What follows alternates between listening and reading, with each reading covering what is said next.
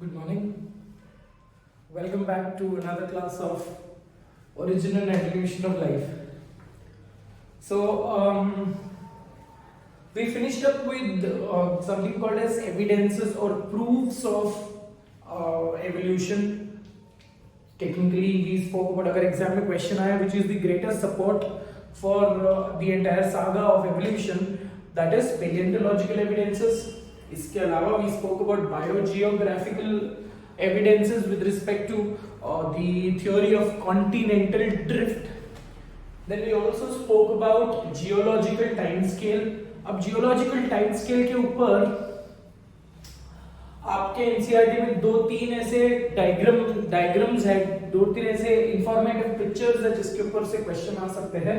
That we will discuss it in the live classes. I am not recording any particular video for that.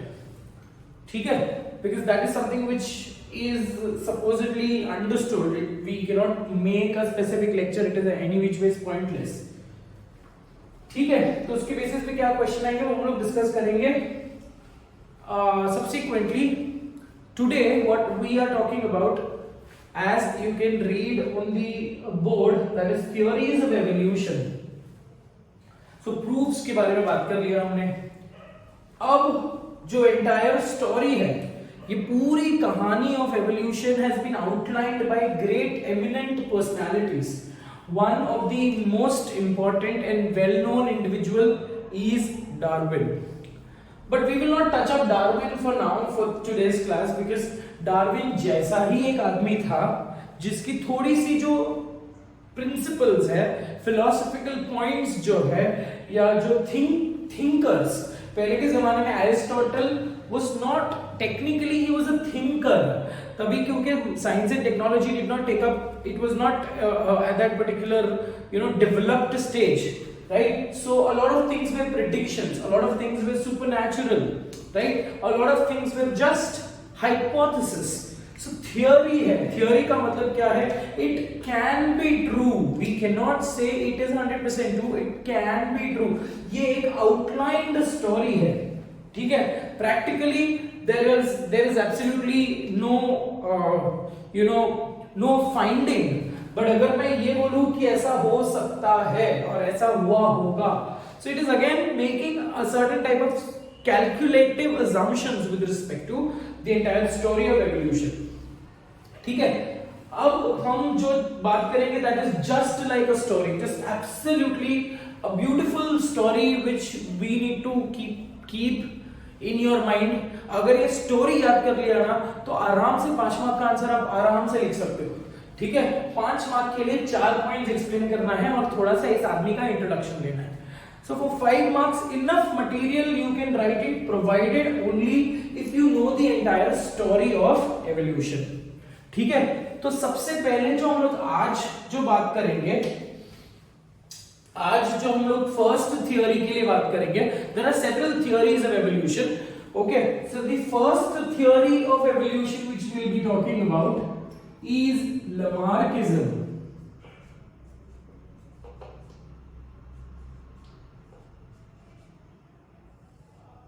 और this is also referred to as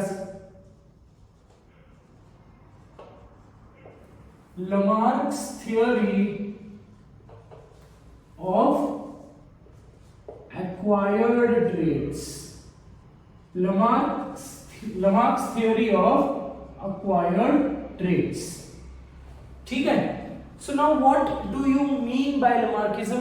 जो भी points Lamarck ने बताए थे, ठीक है, जो भी उसके बुक्स में जो हमने पॉइंट्स आउटलाइन करके लिखे हैं, उसको समझे हैं, उसके ऊपर काम किया गया है, that all those outlined points are included under Lamarckism. So Lamarck की जो स्टोरी है that revolves around 4 important points. अगर ये 4 इंपॉर्टेंट पॉइंट्स अगर आपने अब यहाँ पे ऑर्डर इज वेरी इंपॉर्टेंट. ठीक है, अब ऑर्डर भी याद करने में ऐसे बहुत ज्यादा आपको दिक्कत नहीं जाएगी. ये 4 पॉइंट्स आपको एक्सप्लेन करने हैं. उससे पहले हम थोड़ा सा लमार्क कौन था उसको जानते हैं. ठीक है, Lamarck was again you can call him as a naturalist, right. He has not done evident technically. इनका जो वर्क है कोर बायोलॉजी में, कोर जूलॉजी में थोड़ा सा काम है, ठीक है। He is from France, so थोड़ा सा लमार्क के बारे में लिख लेते हैं। The full name is Jean de Baptiste de Lamarck.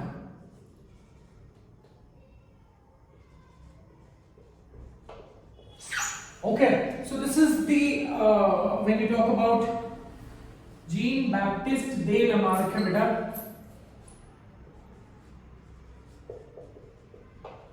Jean Baptiste de Lamarck, ठीक है।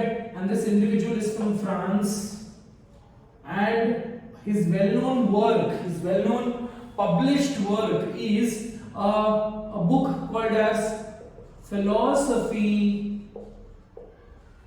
Zoologique,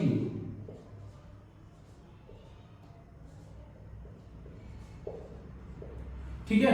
Philosophy Zoologique is his book which he published.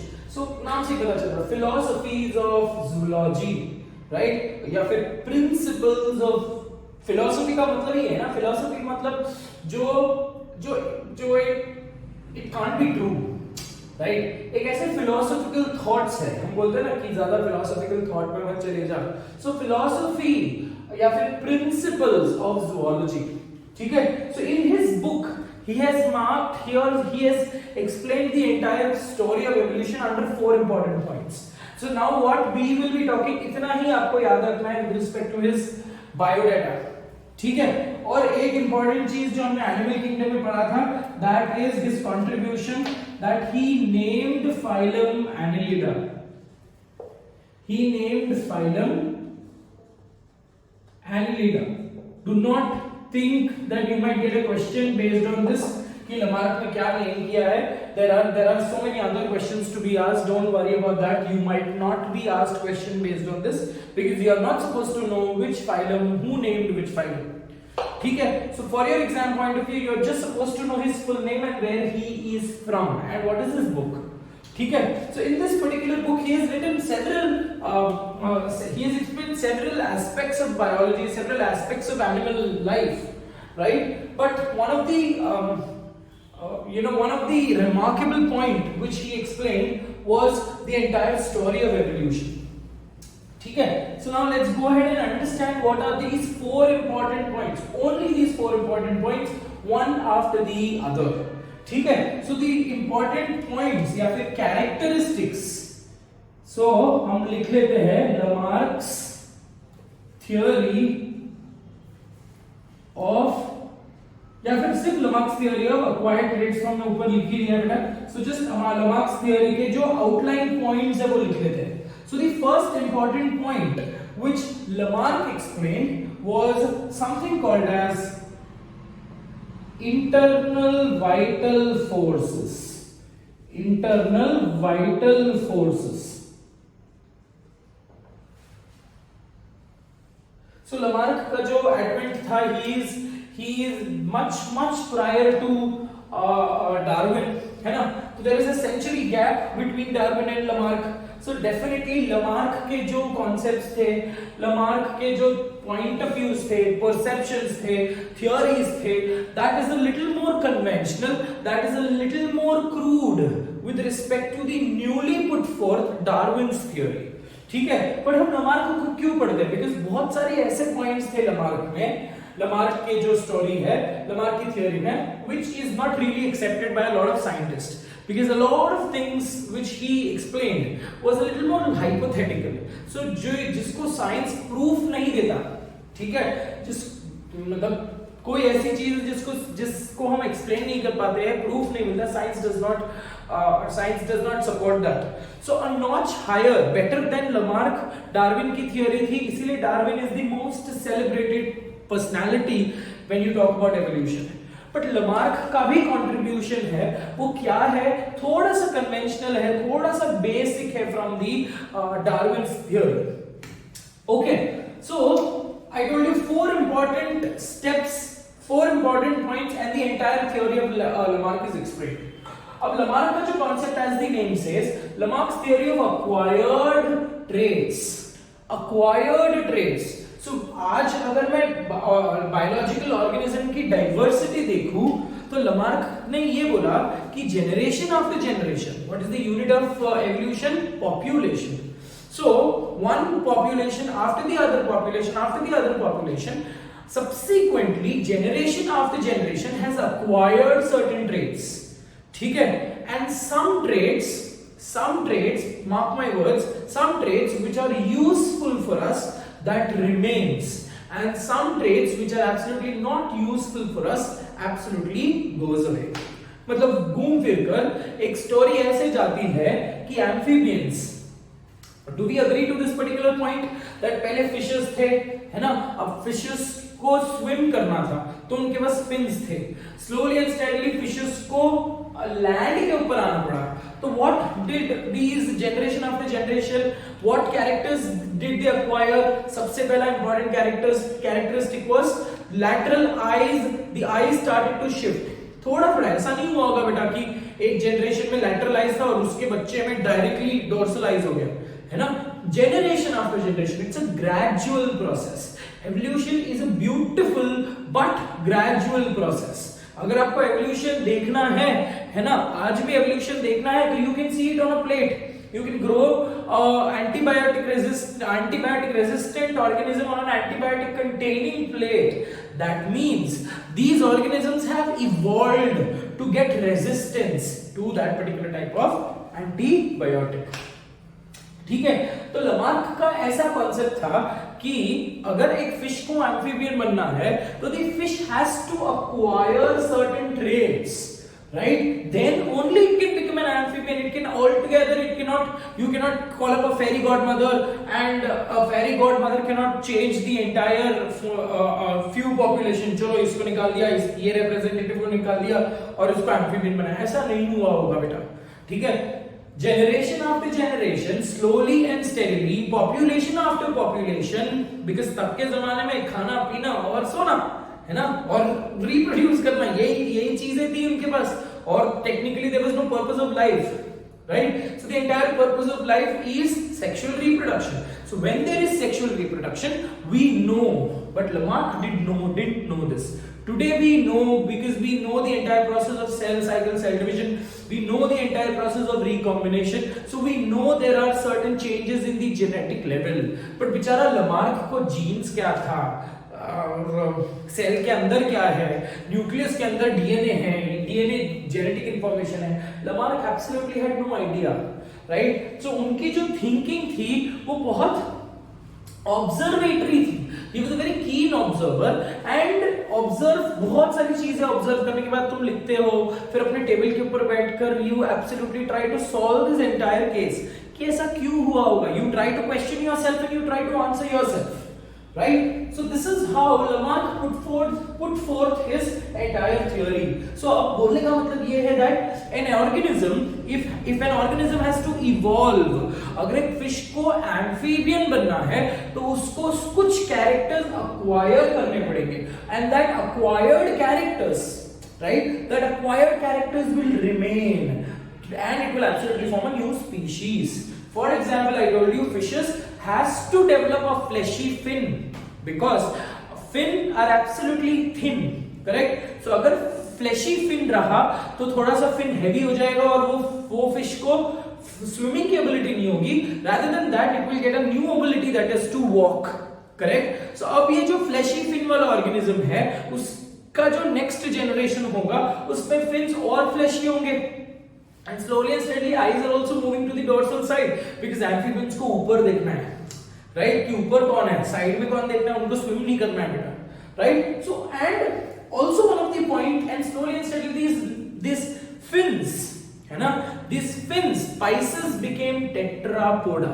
So घूम फिर कर बात ये है कि एक जमाने पहले सारे के सारे जो amphibians थे, all of them were four-legged, all of them were tetrapods, correct?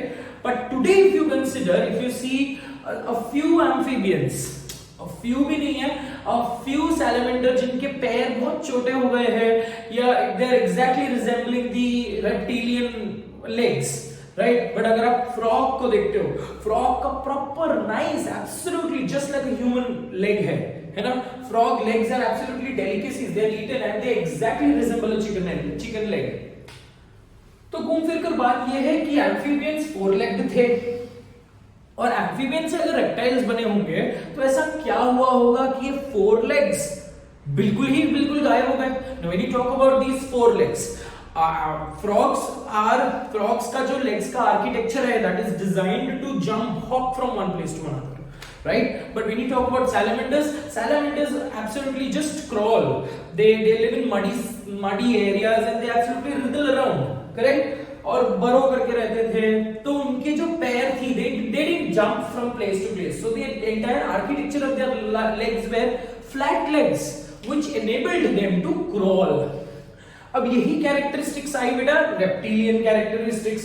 Reptiles में अगर आप देखते हो तो रेप्टाइल भी लैंड क्रॉलर्स है बिकॉज एक जमाने बाद उनको समझ में आ गया कि अब ये स्विमिंग करने के लिए काबिल नहीं होंगे. These amphibians have to become reptiles and now they will have to crawl. So the legs absolutely became short. But there are a few amphibians जिन्होंने ये पैर यूज ही नहीं किए may be.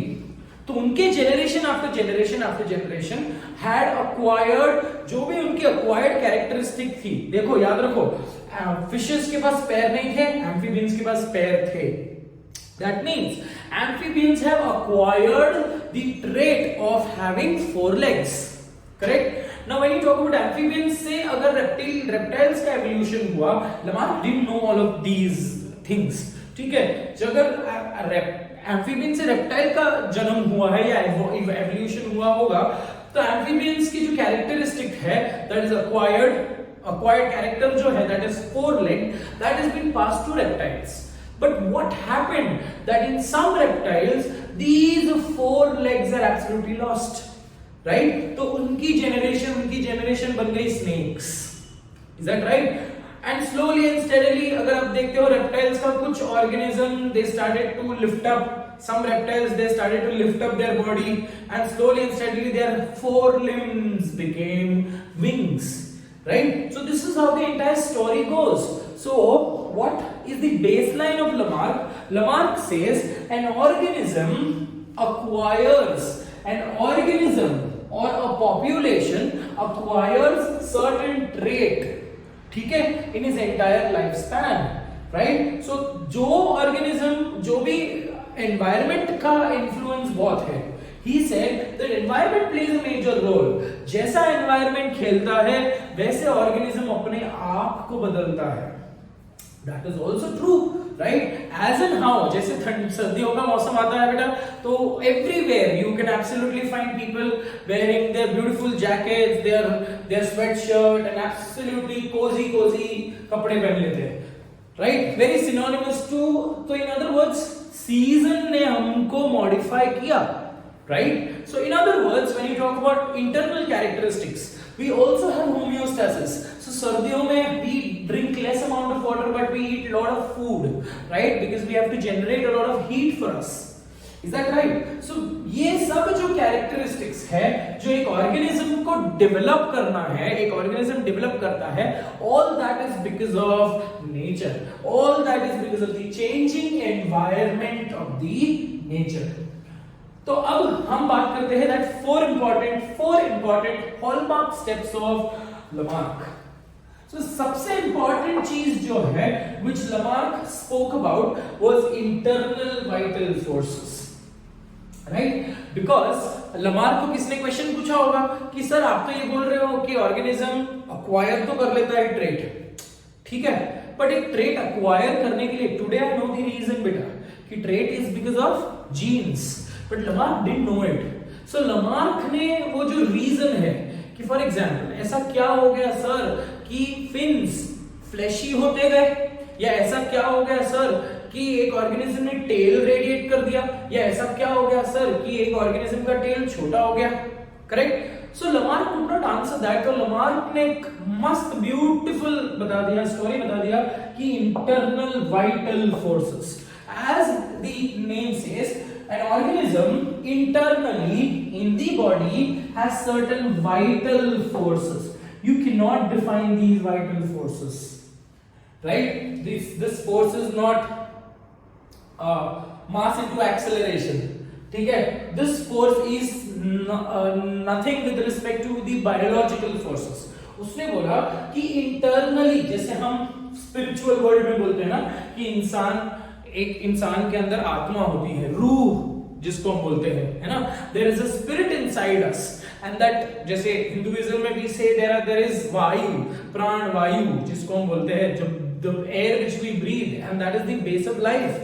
So every particular एक hypothetical concept हमने जन्म दिया है, हमने जिसको हम सोल बोलते हैं, right? So that is again a hypothetical concept which cannot be proved. Similarly, Lamarck could not prove this. तो उसने ऐसे एक हाइपोथेटिकल स्टोरी बना दिया कि हर एक इंसान के अंदर कुछ तो ऐसे वाइटल फोर्सेस होते हैं, हर एक जानवर के अंदर, every particular organism existing on this face of the earth has certain internal vital forces. Is that right? So when you talk about these internal vital forces, if the organism experiences a change in the environment, if the if there is change in the external environment, there is increase in the internal vital forces, and this internal vital forces is able to radiate legs. This internal vital forces is able to decrease the length of the tail. So internal vital forces जो है, जो बहुत सारे scientist लोगों ने, अब जिसको हम नियो लमार्किज्म बोलते हैं, न्यू पॉइंट्स, जो लमार्क के जो पॉइंट्स है उसको बहुत सारे एवोल्यूशनरी बायोलॉजिस्ट एंड बहुत सारे अदर साइंटिस्ट एंड थिंकर्स लोगों ने मॉडिफाई किया. So when they modified this concept, this first point of Lamarck was absolutely ruled out because this is an unexplainable point, right? It is a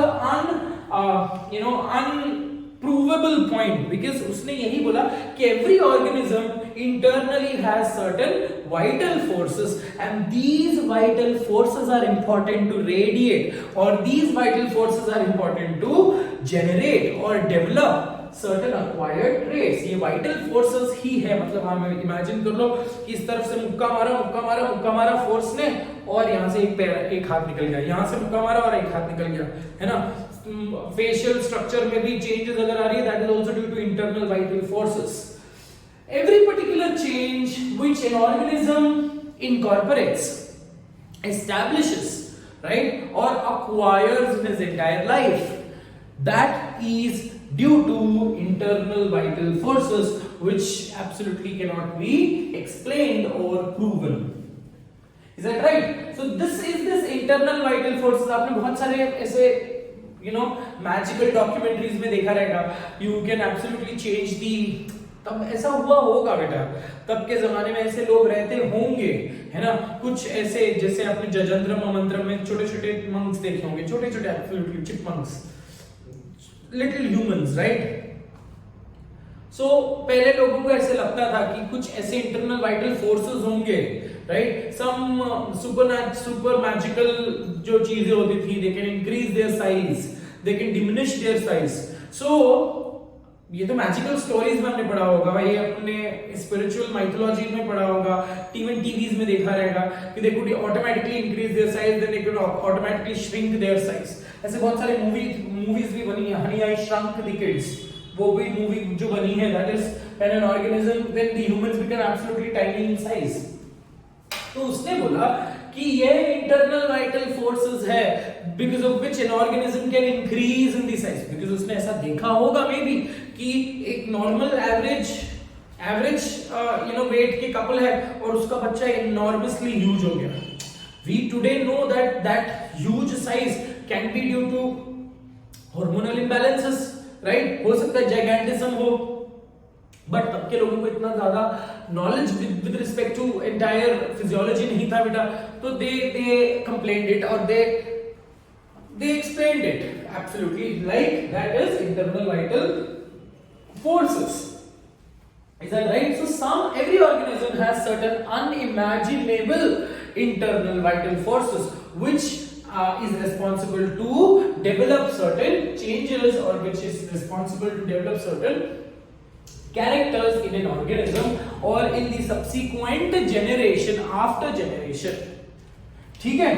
So this is one important point which he explained. The second important point which after this, तो उसने बोला कि vital forces है जिसके वजह से characters acquire हो रही है, और कैरेक्टर अक्वायर हुआ है इसीलिए ये एक अलग स्पीशीज बन गया है. It is an altogether different group. You have to categorize them as different, right? Because that different X group has developed a new character.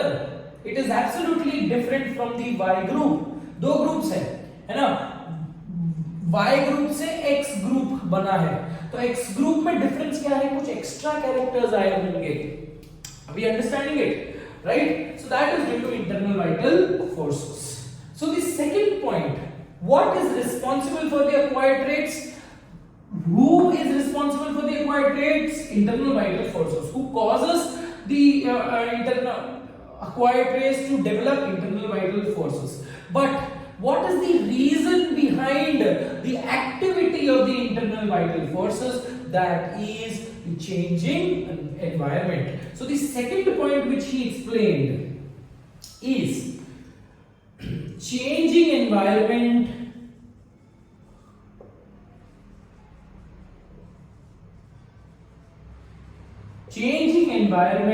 and the acquired traits.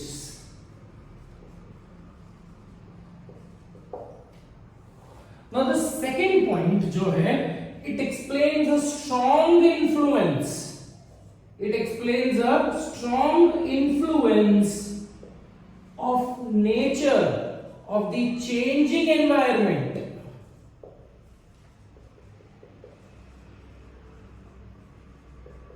लाता कौन है? Acquired characteristics, internal vital forces.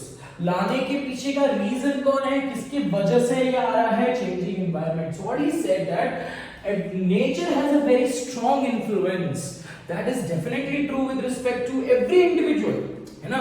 आपकी mental development हो, है ना, आपकी behavioural development हो, कैरेक्टोरियल development हो, that is also influenced by the nature in which you are bred, the nature in which you grow up. That nature determines the personality, right? एक ऐसा individual जो आपने बचपन में तोते की स्टोरी सुनी होगी. एक दो तोते होते हैं जुड़वा. one is bred, one is born and brought up, raised in a butcher's family, not butcher's family, whatever you want to call it as, and one is absolutely grown मतलब raised in a saint's family. So both of those individuals who are absolutely born as twins, yeah, born as brothers, now they all together have a different character, right? So that character is an emotional या फिर behavioral character. But अगर ऐसा ही कुछ characters में बदल क्यों है? Because of the changing environment. So he says that environment plays a major role for the acquired traits. अब जब इसको explain करना है, he explains the story of giraffes. अगर मैं giraffes की बात करूं बेटा, giraffes are huge mammals. They are one of the most magnificent, most beautiful, organism, and they are rare for Indians and they are rare for people living in the northern hemisphere because they are only seen in the regions of South Africa, only seen in the continent of Africa, Madagascar, and a few might be existing in the South America, right? But Africa is the region where giraffes are found extensively, and they are almost found there only. अब जो giraffe का जो story है, ऐसा Lamarck ने इसको outline किया, ऐसे बताया कि एक जमाने पहले जैसे हॉर्स की हमको पूरी फॉसिल मिली, तो आज हॉर्स की पूरी स्टोरी को मैं आई कैन 100% प्रूव इट, है ना? They got the fossils, they estimated when was this organism alive, they dated this particular date करना refers to finding out the exact date, estimate the date, ठीक है? So if I'm using this word, please don't sparkle up your interesting minds. So they got the fossil, they dated the fossil, okay, and they conclusively said कि ऐसा हुआ है sir, Eohippus was seen in the Eocene, है ना? So बोलने का मतलब ये है बेटा कि हॉर्स का तो हम स्टोरी प्रूव कर सकते हैं, तो जिराफ की स्टोरी हम नहीं प्रूव कर सकते बिकॉज हमको कोई भी ऐसा फॉसिल रिकॉर्ड नहीं मिला. So according to Lamarck this is how the giraffes have grown an unusually long neck. है ना, जिराफ का अगर नेक के वर्टिब्रे को काउंट करोगे तो they are exactly similar. We also have 7 cervical vertebrae which makes up our neck. है ना, कुकड़ू. वैसे ही जिराफ का जो लंबा नेक है, देखने में हमको ऐसा लगेगा सर इसके बाद तो कितने सारे वर्टिब्रे होंगे, पर ऐसा नहीं है बेटा. There are only 7 vertebrae, exactly 7 cervical vertebrae with respect to the giraffe. Correct.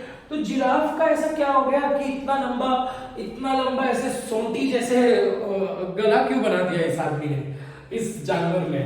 So according to Lamarck this is how it goes. So उसने ये बोला कि देखो once upon a time there were only short necked giraffe, छोटे है ना, pony जैसे दिखने वाले प्यारे स्पॉटेड जिराफ्स. है ना, दो ऐसे छोटे बच्चों की जो चोटियां होती है एकदम छोटे, they are not huge and magnificent, right? So initially conventionally जब ऐसा स्टोरी चल रहा था तो जिराफ के पास giraffe was only a grazing animal. I just checked on time. I forgot कि मैंने घड़ी भी पहनी है. मैं क्यों ये सब चीजें वीडियो में बोलता हूँ? This absolutely shows कि ये बंदा सब कुछ बोलता है बच्चों को. Anyways, क्या छुपाना. तो तो मैं क्या बोल रहा था? हाँ, तो मैं ये बोल रहा था बेटा कि once upon a time, according to Lamarck, giraffes were only grazing animal.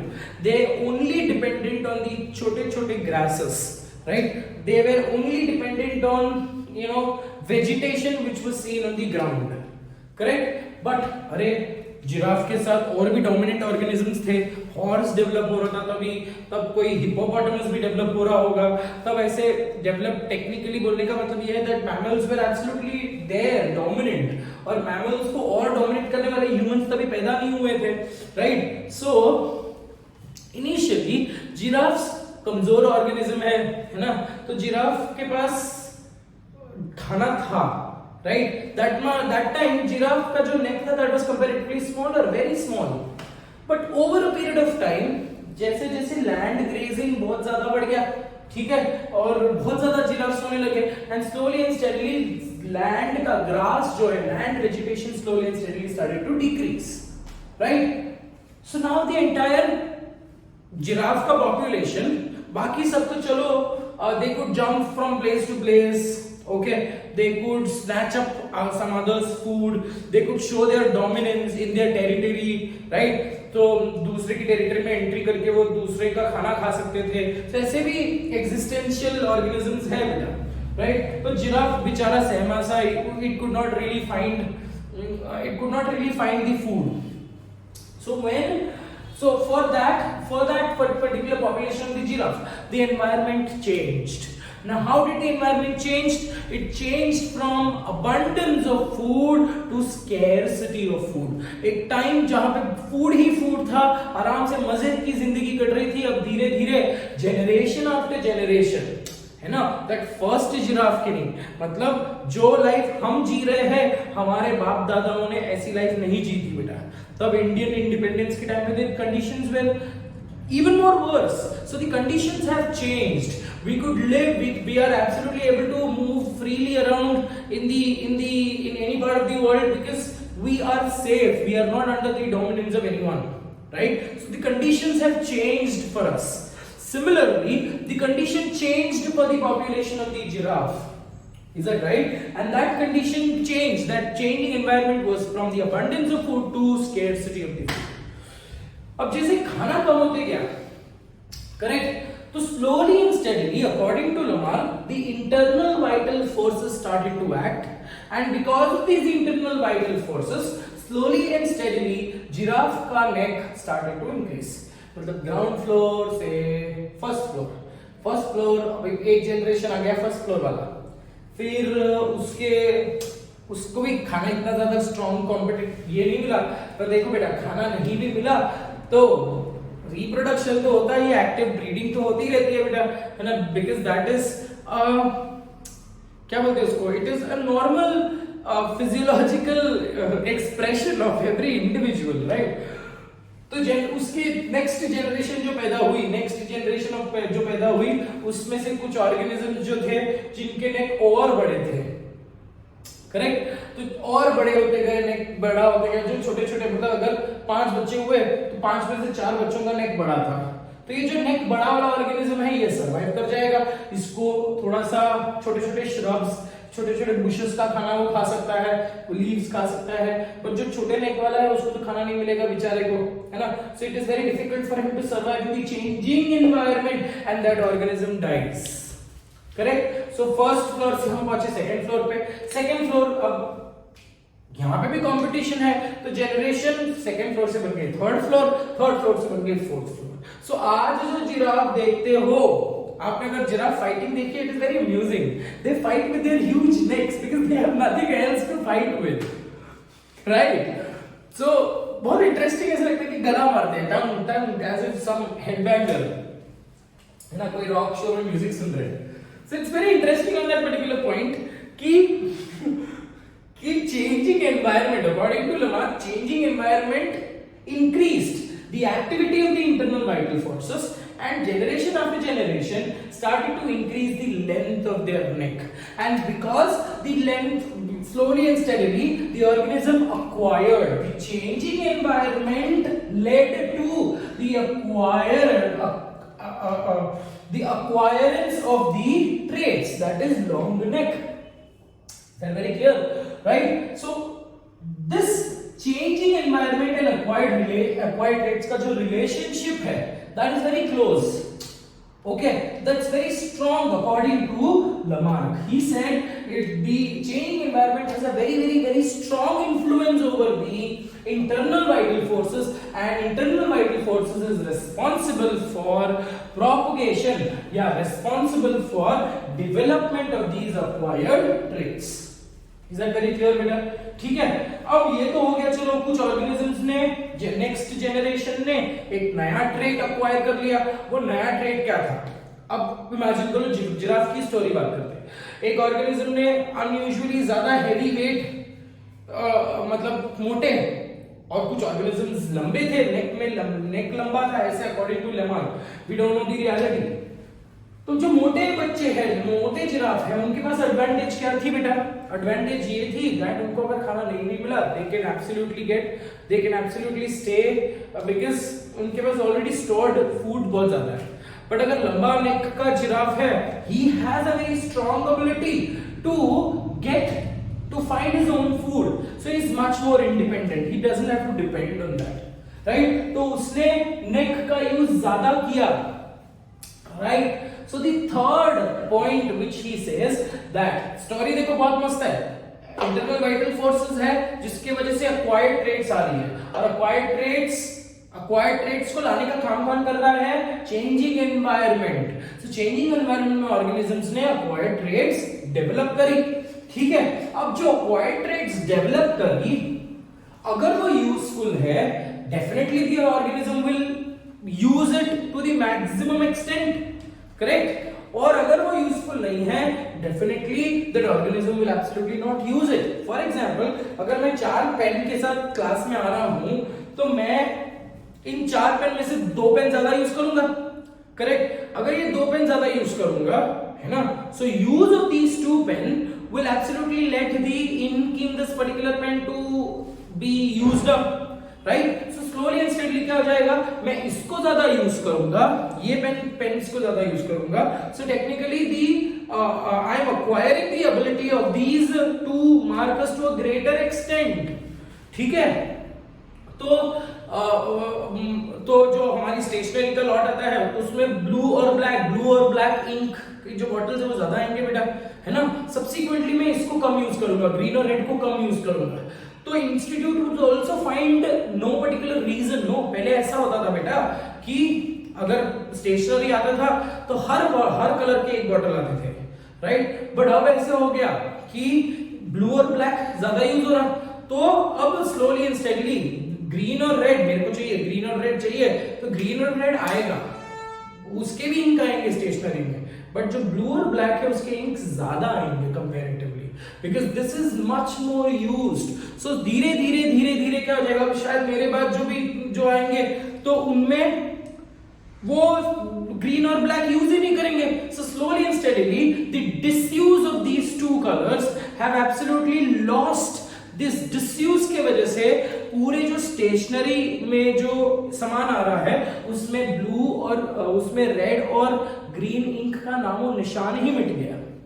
Is that right? So acquired traits also don't remain as they are, right? So he outlined the third step to explain this. So the third step of Lamarckism, the third step of Lamarck's theory is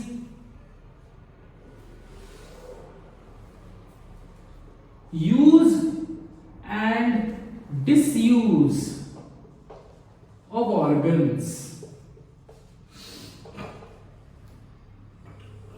Now this is very classically बहुत simple सा चीज है बेटा. Use and disuse of organ. Giraffe में ज्यादा बहुत ज्यादा इतना ज्यादा कंपटीशन हो गया उनमें कि बहुत ज्यादा उसने नेक का यूज किया. And slowly and steadily his neck started to increase in length. Is that right? Similarly when you talk about snakes, snakes के पास पैर थे, but because of their elongated body they started to not use their legs, they started to not use their forelimbs and hind limbs. तो since हाथ और पैर का use ही कम होने लगा because of their long architectural body, and they did not crawl, they started to slither. है ना? क्यों कर रहा हो पता नहीं, ताकि तुम थोड़ी सी तो हंस लो तुम लोग.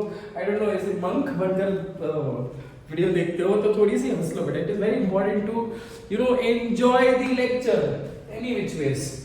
कम बैक. तो स्नेक्स की बॉडी ही इतनी लंबी थी, दे डिड नॉट वांट. क्यों करना, काहे को जानबूझ के अननेसेसरी पैर का यूज करना, है ना, एंड कॉज कॉम्प्लिकेशन. मेरे को कोई रैंप वॉक थोड़ी करना है, तो let me only slither around and let me not use my hands and legs. तो उसके जनरेशन आफ्टर जनरेशन में क्या हो गया, हैंड्स एंड लेग्स आए ही नहीं. इसका हमको यूज पता कैसे चल रहा है बेटा, कि once upon a time snakes also had limbs. When we check the python का हमको पहले गर्डल और हाइंड लिम्स के बोन्स मिले हैं. अगर पाइथन की स्केलेटन देखते हो तो Python also has hind limb bones. Is that right? Dinosaurs में अगर आप देखते हो, डायनासोर्स एक ऐसे reptiles which could raise up from the ground, and they extensively used their hind limbs, right? इसीलिए hind limbs और उनकी जो four limbs है एकदम छोटे छोटे एकदम, है ना. I don't know why am I doing this, but still. तो डायनासोर्स के अगर आप फोर लिम्ब और हाइंड लिम्ब में कैरेक्टरिस्टिक डिफरेंस देखोगे, the dinosaurs extensively used the hind limbs, but it did not technically use the forelimbs.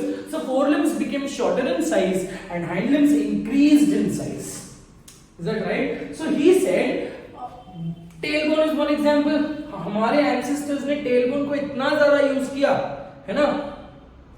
सोटी मारने के लिए भी टेल यूज करते थे, है ना. ब्रांच को पकड़ने के लिए टेल यूज करते थे. But generation after generation, because apes always started to they did not have this ability, they did not require the ability of having a tail, क्योंकि वो धीरे धीरे जमीन पे क्वाड्रपेडल थे. then slowly and steadily their body posture erect हो गई, so tail की जरूरत ही नहीं पड़ी बेटा हमको, right? so slowly and steadily because we stopped using tail, the tailbone मतलब tail has absolutely lost from our species, that is humans. Is that right? Whales for that particular matter, whales का जो pedal है, four limbs जो है, that has exact architecture जैसे हम homologous organs में पढ़ते हैं, है ना. so whales का जो फोर लिम्ब है, that has exact similarity with a human four limb. architecturally जो skeletal structure that is almost very similar, right? but whales have lost their hind limbs, but उनकी अवशेष, उनके जो remnants है, that is pelvic girdle and the hind limb bones are still present in a whale skeleton.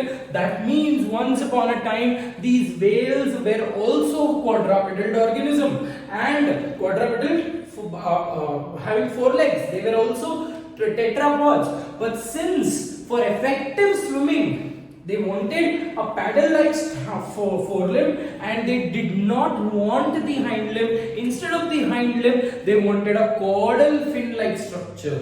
And hence, slowly and steadily, the use of the forelimbs as a oar, समझ रहे हो चप्पू, the use of the forelimbs as a oar and the disuse of the hind limbs gave rise to a whale-like body, a mammal जिसका fish-like structure हो. ठीक है. अब NCERT एक पैराग्राफ में it also explains that reptiles का जब dominance था, that dinosaurs का जब dominance था when you talk about the Jurassic period, right? तो डायनासोर्स पहले तो बहुत एक्सटेंसिवली लार्ज साइज के थे, ठीक है, बट इतने लार्ज साइज वालों को खाना कम मिलता था, है ना.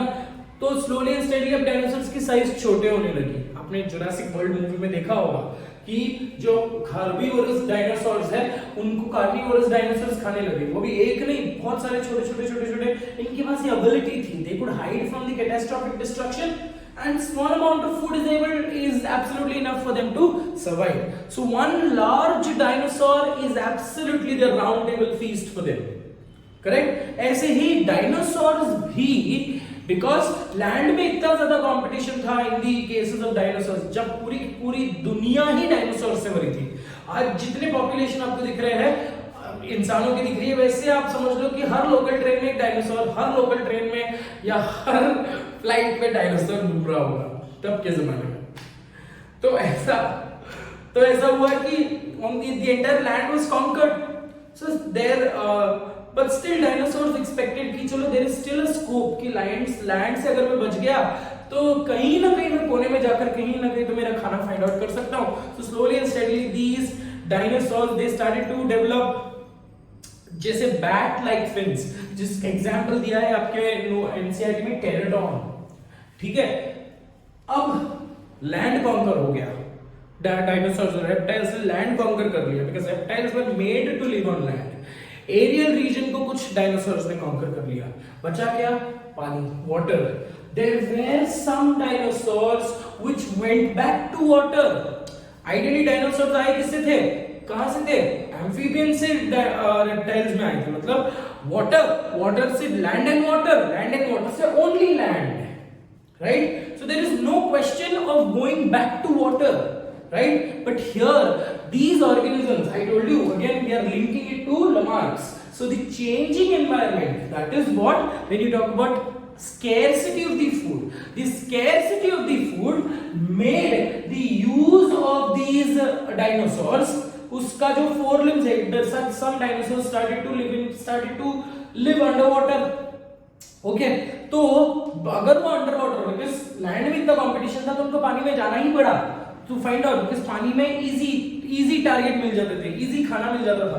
तो they started to colonize, they started to territorially live in water, and जहाँ पे पानी होता है, जहाँ पे रहते खाते हैं, वहाँ पे बच्चे पैदा कर लिए, है ना.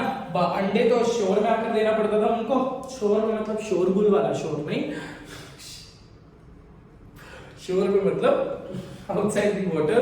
Okay, because they gave rise to cleidoic eggs. तो पानी में cleidoic eggs नहीं रख सकते बच्चा. ठीक है. So they started to colonize water, and slowly and steadily when they started to colonize water and they started to live and perpetuate in water, right. अब water के लिए उनको कोई और characteristics की development थी, जरूरत थी. So NCERT एक example देता है Ichthyosaurus. Example Ichthyosaurus.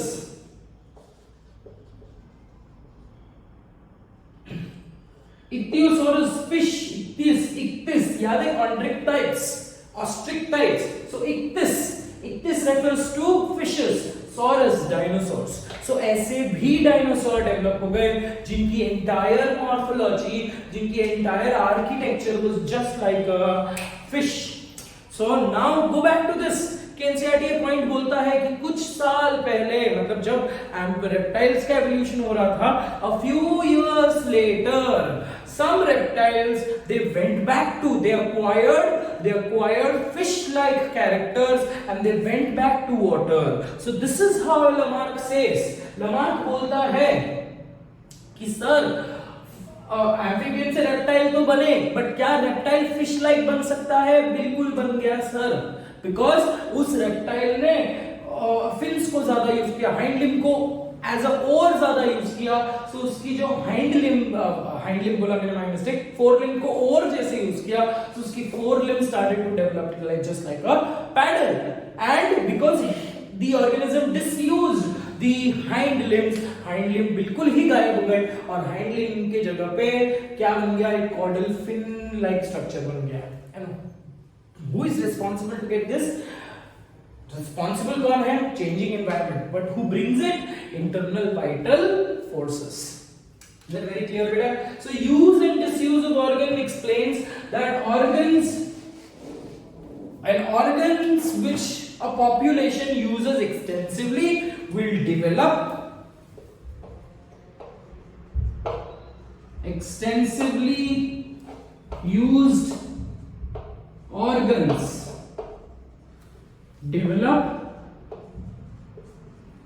ठीक है, and least used organs are lost। ये थोड़ी थोड़ी हमको सही लग रही है बेटा, अभी तक तो सही लग रहा है। डार्विन का कॉन्सेप्ट आया ही नहीं अभी तक, ठीक है, डार्विन का कॉन्सेप्ट, बट डार्विन ये एक्सप्लेन नहीं कर पाया बेटा। डार्विन ने ये नहीं एक्सप्लेन कर पाया कि why does some, Darwin could not explain vestigial organ, Lamarck explained vestigial organ। इसलिए लमार्क, क्योंकि जो भी हम एविडेंसेस की बात करते हैं ना, कि कुछ एविडेंसेस लमार्क के पॉइंट ऑफ व्यू से आते हैं, कुछ एविडेंसेस डार्विन के पॉइंट ऑफ व्यू से आते हैं, बट अगर मैं एक ही तराजू में तोलूं तो Darwin has a few more brownie points than Lamarck, because definitely बेटा डार्विन थोड़ा सा मॉडर्न एरा से आया था with respect to Lamarck, okay, but this is also valuable, this is also valuable, definitely Darwinism is more valuable because it has a little more weightage। Did you understand the third point? Story समझ में आ रही है बेटा? चौथा point, अब ऐसा हुआ बेटा कि जो ऑर्गन ज्यादा यूज हो रहा है वो एक्सटेंसिवली डेवलप हुआ, जो ज्यादा यूज नहीं हो रहा है वो बिल्कुल ही लॉस्ट हो गया, correct? So that is how a snake developed, that is how a duck developed. Ducks अगर आपने देखा होगा, है ना, डक्स की फीट वेब्ड फीट होती है, क्यों? मस्त ऐसे एकदम nicely freely nicely beautifully they can swim. आपने अगर डक का मूवमेंट देखा होगा, दे एब्सोल्युटली ऐसे बहुत क्यूट लगता है। I seen ducks are one of the they are cuter organisms technically, मतलब birds में अगर मैं बात करूं, I don't know, I love animals with respect to any animals except for cockroaches and chipkali and rat, but ducks are very cute। उनकी एक तो beak इतनी शार्प नहीं होती, तो मतलब वो डर नहीं आता कि चोंच मार लेंगे, काट लेंगे, है ना, काट भी लिया तो भी इतना दर्द नहीं होता, because they are flat absolutely, okay, and they are heavy, and उनका जो चलने का स्टाइल है that's absolutely cute, very nice। so अगर आप ducks की कैरेक्टरिस्टिक देखोगे तो उनके जो legs देखेंगे, they're absolutely webbed feet, right? so why do you think that webbed feet is required for ducks? because they are excellent, they have to swim, they have to continuously move their legs like a paddle, right? क्या उनको wings की जरूरत है? Wings की जरूरत नहीं है, तो उनकी विंग्स की एबिलिटी जो है, साइज जो है, छोटी हो गई। So that is how a duck came rise to existence. Use and disuse of organs gave rise to ducks, use and disuse of organs gave rise to snakes, use and disuse of organs gave rise to whale, use and disuse of organs gave rise to vestigial eyes of the organisms living in the deep Pacific Ocean। eyes है but eyes non functional है, vestigial है, काम के नहीं है, right? So these use and disuse of organs gave rise to new individuals, new organisms, जैसे मैंने आपको organisms के एग्जांपल्स बताए, ठीक है?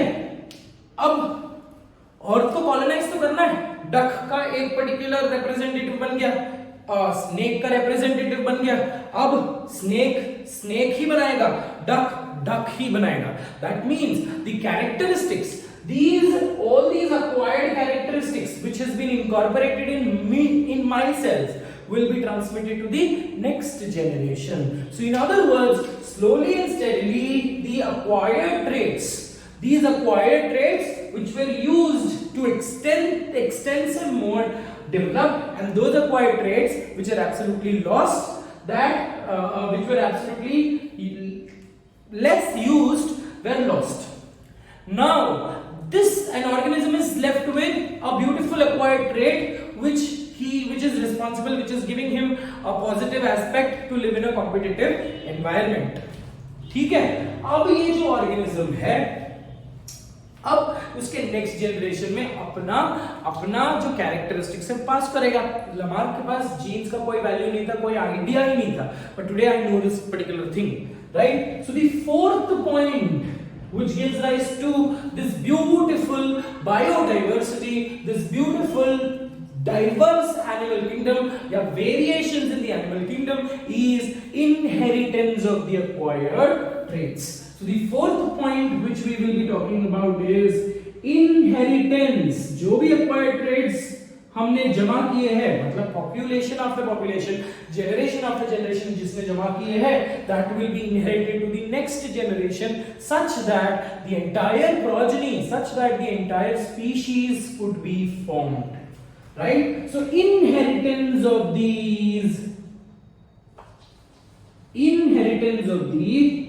acquired traits.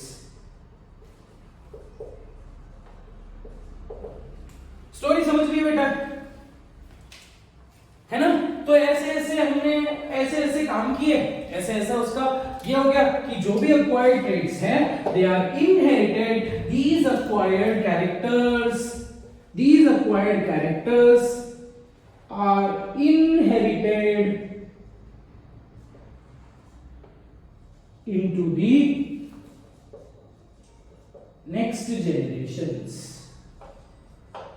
जैसे विरासत में पीढ़ी दर पीढ़ी, आई don't no, my Hindi is very bad, पीढ़ी दर पीढ़ी, साल दर साल, ये जो विरासत, ये जो अक्वायर्ड कैरेक्टर्स है, विरासत में मिली हुई कैरेक्टर्स है, वो अपने जनरेशन आफ्टर जनरेशन, वंश परंपरा बढ़ाते आज वी कैन एक्सपीरियंस और we can beautifully see this different vanshas, different species of organisms living on the space of the earth.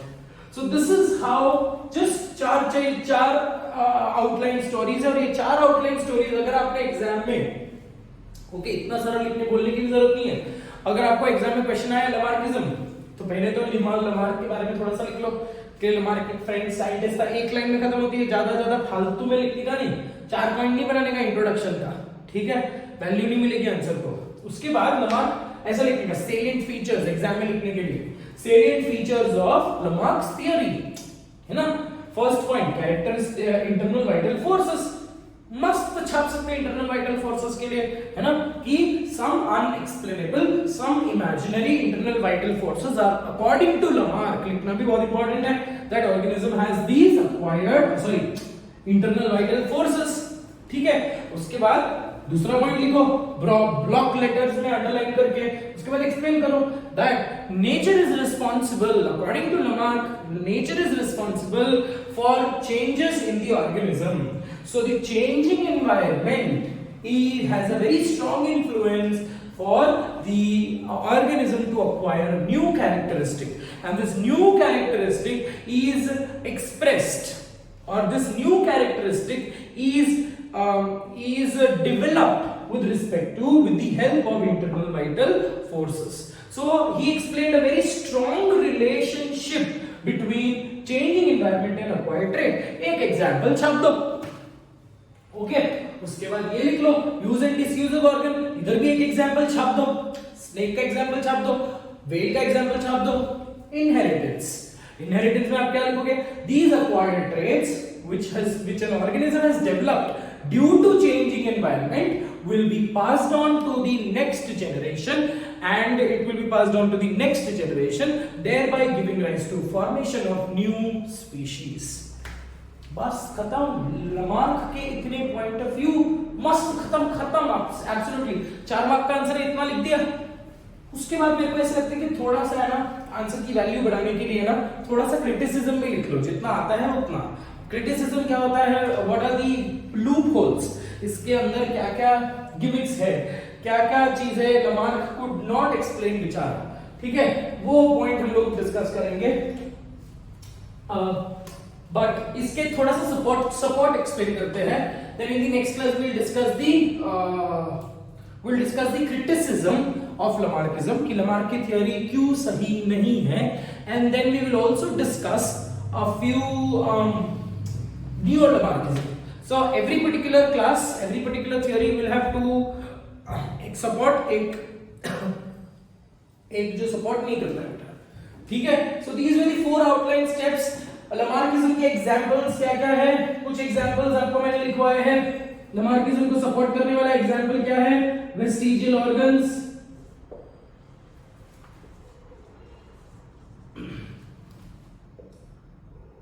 है ना, whales, पूरा नहीं लिख रहा हूं कि hind limbs of whales, है ना, laws of hind limbs of whales। उसके बाद python, उसके बाद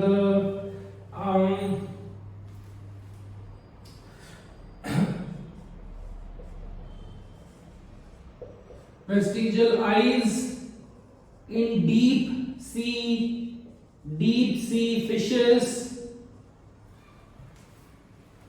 okay, then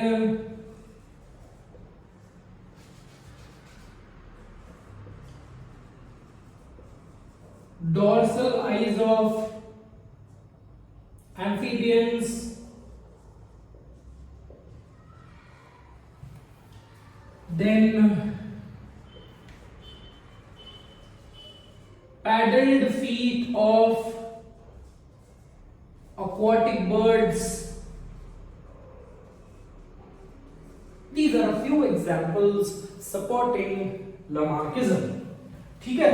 अब 2 मस्त शाणे साइंटिस्ट थे, है ना, जिन्होंने बोला नहीं नहीं नहीं मैं तो लमार्क को सपोर्ट करता हूँ बेटा, कुछ भी आप लोग कुछ भी बोल दो, आप लोगों को डार्विन का टकला चमन सब पसंद आया होगा, बट मैं तो लमार्क के साथ ही जाने वाला हूँ, मैं तो लमार्क को ही फॉलो करूंगा, है ना।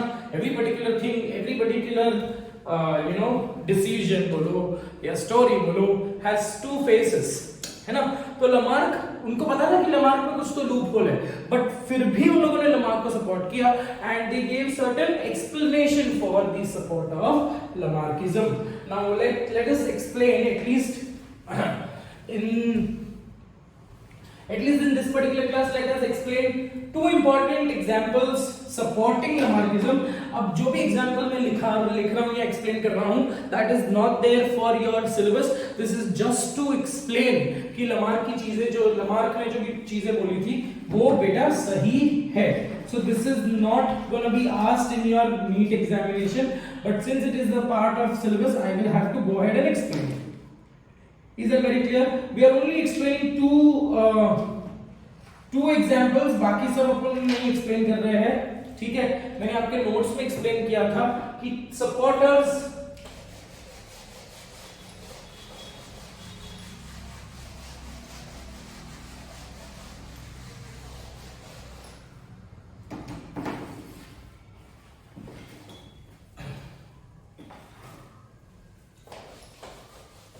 कुछ भी आता था वीडियो में। Okay, so the first experiment, we are only doing 2 experiments for now, सिर्फ याद रखना है, ज्यादा कुछ नहीं है, ठीक है। तो पहला एक्सपेरिमेंट मतलब इन अदर वर्ड्स एक्सपेरिमेंट्स सपोर्टिंग, ये एक्स्ट्रा है आपके अंडरस्टैंडिंग के लिए है, एक्सपेरिमेंट्स सपोर्टिंग लमार्किज्म।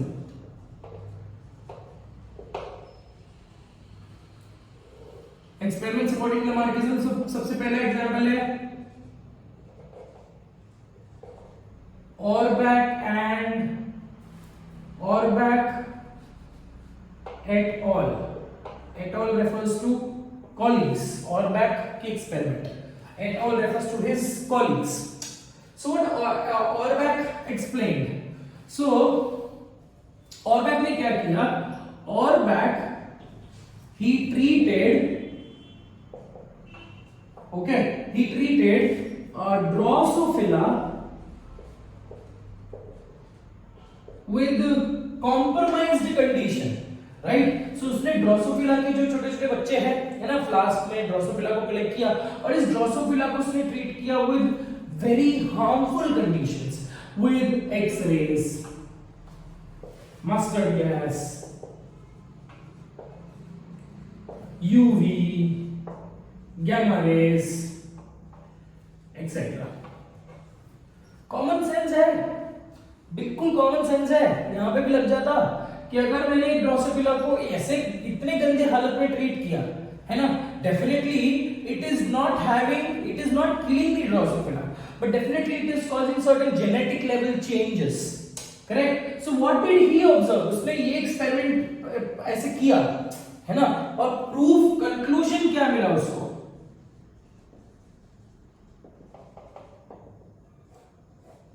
तो कंक्लूजन क्या मिला, क्या कंक्लूजन मिला होगा बेटा, कि कुछ ऑर्गेनिजम्स ने आई म्यूटेशन शो करना चालू कर दिए, है ना, definitely some organisms, these x-rays, gamma rays, we know UV, इनका इन्फ्लुएंस जेनेटिक लेवल पे कितना ज्यादा है, राइट। सो अब खाना तो दे रहा था वो, बट ऐसे कंडीशन में रखा था, बट बेचारे खाना तो मिल रहा है, बच्चे तो पैदा करेंगे। सो जो बच्चे पैदा हो रहे थे, दे वर डेवलपिंग सर्टेन म्यूटेशंस। सो कुछ जो रेड कलर आईज थी वो थोड़ी सी लेस ओपन हो गई, व्हाइट कलर म्यूटेशंस आ गए, येलो कलर म्यूटेशंस आ गए। So in other words what he ultimately concluded that what he observed was eye mutations. So what he concluded that, see, I changed the environment, and because of the changing environment, the organism acquired a characteristic of different colored eye. Eye mutation was basically seen in the Drosophila population. ठीक है, so जो भी उनको next progeny मिली, जो नए ताजे बच्चे पैदा हो रहे थे, उनमें आई म्यूटेशंस वर कैरेक्टरिस्टिकली सीन। ठीक है, ये तो एक एक्सपेरिमेंट हो गया बेटा किसका, ऑरबैक। दूसरा एक एक्सपेरिमेंट है जो हम लोग बात करेंगे, not very important from the exam point of view, that is Sumner's experiment. ठीक है, समनर ने क्या किया, ही ग्रू माइस इन वार्मर कंडीशन।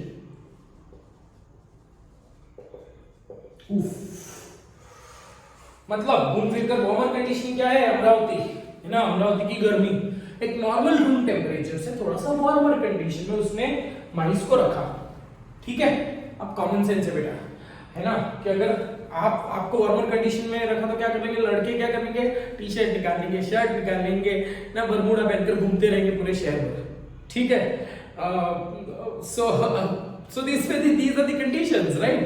Similarly, अगर उसने चूहों को, माइस को वार्मर कंडीशन में ग्रो किया, राइट, माइस लिया अपनी पूरी फैमिली, है ना, पापा मम्मी और उनके papa mummy, only papa mummy, ठीक है, तो उनको वार्मर कंडीशन में रख दिया, है ना, हेवी लाइट के अंदर रख दिया, हेवी लाइट के एनवायरनमेंट में थोड़ा सा हायर टेम्परेचर पे रख दिया। ठीक है, खाना तो दे रहा है, सब कुछ तो मिल रहा है, बट टेम्परेचर चलो बहुत ज्यादा है ना, तो जो नेक्स्ट जनरेशन हुई, नेक्स्ट जनरेशन से नेक्स्ट जनरेशन हुई, नेक्स्ट जनरेशन से नेक्स्ट जनरेशन जो हुई, सो what was the condition, what he saw, what he concluded, और उसका जो ऑब्जर्वेशन क्या था, observation was mice with long years, sorry, mice with long ears, mice with long tails and mice with long nails were obtained. So जो भी progeny उसको मिली generation after generation after generation, वो कैसे हुई, वो लॉन्ग ईयर्स वाली थी, लॉन्ग टेल वाली थी और लॉन्ग नेल्स वाली थी। मतलब it resembled the parents but they are different, they had a acquired characteristic of having extensively नहीं बोलूंगा, हाथी जैसा नहीं, but a little comparatively उनके जो fellow species है उनसे थोड़ा सा longer neck, longer ears थे। Why do you think an organism has a longer ear? Because ears are comparatively thinner and ear से बहुत सारा heat dissipate होता है, बॉडी के अंदर का जो हीट है that is easily lost because of your with the help of your year. अगर आपने ये कैरेक्टरिस्टिकली देखा होगा, जो कोल्डर एनवायरनमेंट के ऑर्गेनिजम्स है they have smaller ears and smaller extremities, उनके नेल्स भी शार्प, उनके नेल्स भी छोटे होंगे comparatively as their warmer counterparts. अगर मैं पोलर बेयर की बात करूं, पोलर बेयर के कान कितने छोटे होते हैं, बट अगर आप नॉर्मल भालू की बात करो तो उसके कान बड़े बड़े होते हैं, right? Because ear is that ear warmer environment वालों की temperature, external temperature, internal temperature almost warm रहेगी, सो ईयर से they could easily dissipate, they could waste the extra amount of heat. Same is the condition with the tail, right? So what was his observation? उसने क्या बोला, देखो मैंने तो condition normal माइस था, अब मैंने माइस के लिए कंडीशन चेंज, सेकंड पॉइंट, माइस के लिए मैंने चेंजिंग एनवायरनमेंट कर दिया। Now because of the changing environment the mice generation after generation उसके अंदर की इंटरनल वाइटल फोर्सेस काम करने लगी और थोड़े हर जनरेशन में थोड़ा थोड़ा minute level of increase in the year size था, ठीक है? अब वो धीरे धीरे generation after generation after generation use and disuse, because थोड़ा सा कान बड़ा हो गया तो उन्होंने हीट डिसिपेट करना चालू कर दिया, तो use of ears was comparatively longer greater, similarly use of tail was comparatively greater. Because of the use of the ears started to develop, it started to become elongated, ठीक है? अब elongated कान वाले जो माइस थे, उनके जो नेक्स्ट जनरेशन आई वो तो elongated ही हुई, तो पूरी की पूरी बाकी सब मेरे एनिमल हाउस में से ये एक अलग सा एक ऑर्गेनिज्म डेवलप हुआ जिनके कान लंबे लंबे, पूंछ लंबे लंबे और नेल्स लंबे लंबे रहे। So these two iconics were supporters of Lamarckism, उन्होंने एक्सपेरिमेंट करके लमार्क को प्रूफ दिया और लमार्किज्म को जय हो करवाया, ठीक है? So that is all with respect to the first part of Lamarckism, ठीक है? In the next class, we'll talk about the criticism of Lamarckism. What are those loopholes of Lamarckism, and how? यहाँ पे next class हम लोग एक और theory, एक सब theory जो बात करेंगे. It is not a very important, prominent theory. एक सब theory के बारे में बात करेंगे जो Lamarck के against जा रहा है, and we will wind up successfully. We'll wind up Lamarckism there. ठीक है? So thank you so much for your time and patience. Thank you so much for watching the video. I hope my words and my teaching and my explanation is a little convincing for you guys, and it has been nicely fed up into your fed up ऊब जाना नहीं, nicely fed into your brains, and it has a positive effect in your life and your curriculum, right? So thank you so much. Signing off. Take care of yourself. Bye bye.